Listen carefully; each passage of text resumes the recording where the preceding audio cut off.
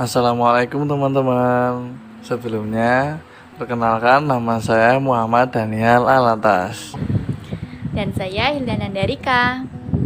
Kami dari kelas 10-3 akan memberikan sebuah pembelajaran tentang pengenalan sejarah. Nah, sebelumnya teman-teman ada yang tahu nggak sih sejarah itu apa?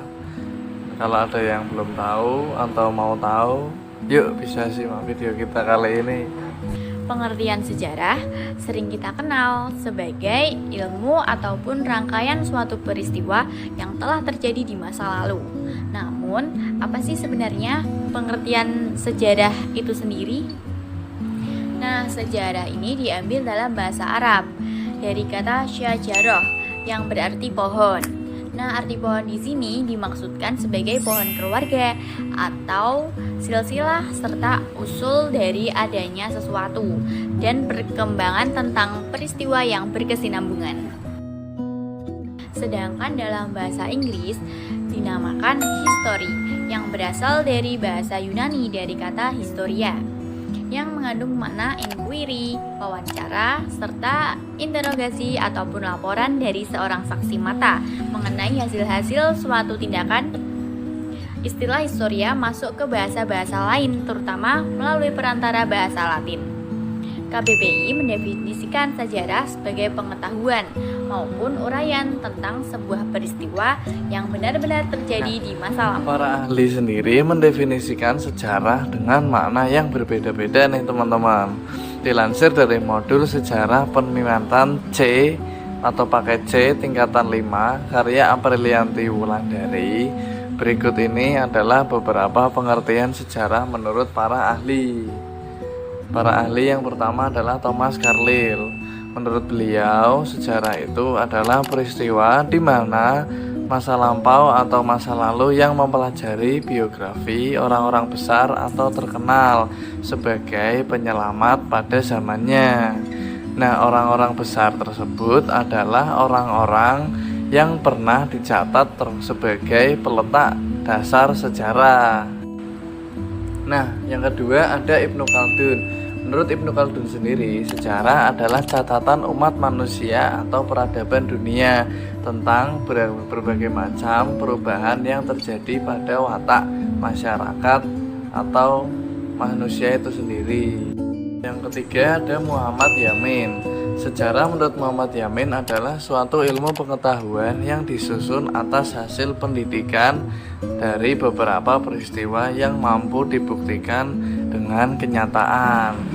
Nah, yang keempat ada Ruslan Abdul Ghani nih teman-teman. Menurut beliau, sejarah adalah ilmu yang diperlihatkan dengan penglihatan 3 dimensi. Yang pertama melalui penglihatan masa silam atau masa lalu, yang kedua masa sekarang, dan yang ketiga adalah masa yang akan datang. Dengan kata lain, penyelidikan di masa lampau tidak dapat melepaskan diri dari kenyataan masa sekarang yang sedang dihadapi dan juga tidak dapat dilepaskan dari perspektif masa depan. Nah, yang kelima ada Sartono Kartodirjo. Sartono Kartodirjo ini adalah guru besar bidang sejarah UGM yang melopori penulisan sejarah dengan perspektif Indonesia. Sejarawan ini membagi pengertian sejarah dalam arti subjektif dan juga objektif, teman-teman.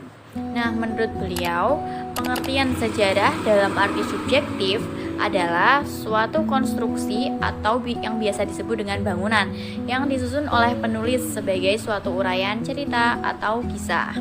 Nah, kisah tersebut merupakan suatu kesatuan dari rangkaian fakta-fakta yang saling berkaitan, teman-teman.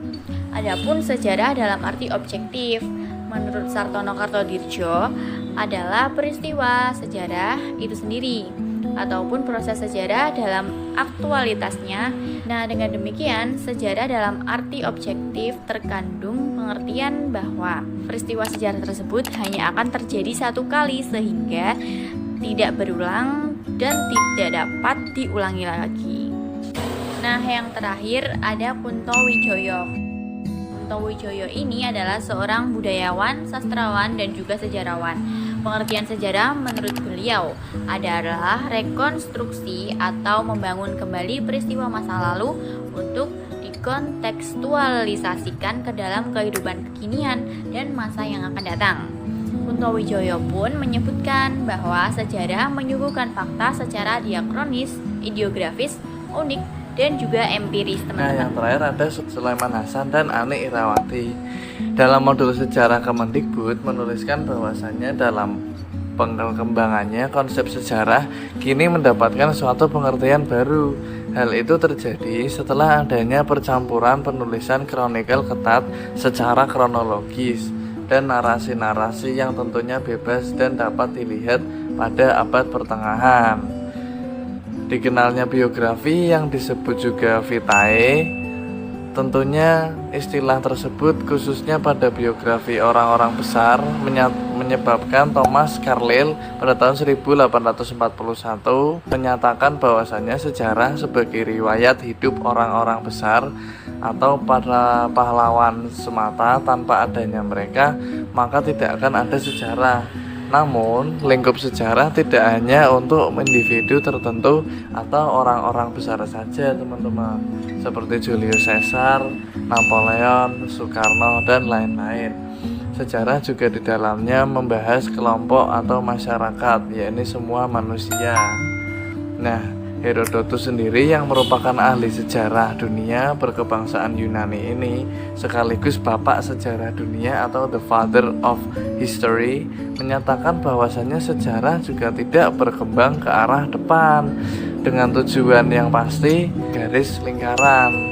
Nah, garis lingkaran ini tentunya mengatur seperti tinggi rendahnya atau tergantikan oleh keadaan manusianya. Maka menunjukkan dengan tegas dan singkat bahwasanya secara umum sejarah memiliki 3 hal yang bulat. Menurut R. Muhammad Ali, dia menyimpulkan sejarah diberi 3 pengertian sebagai berikut ini.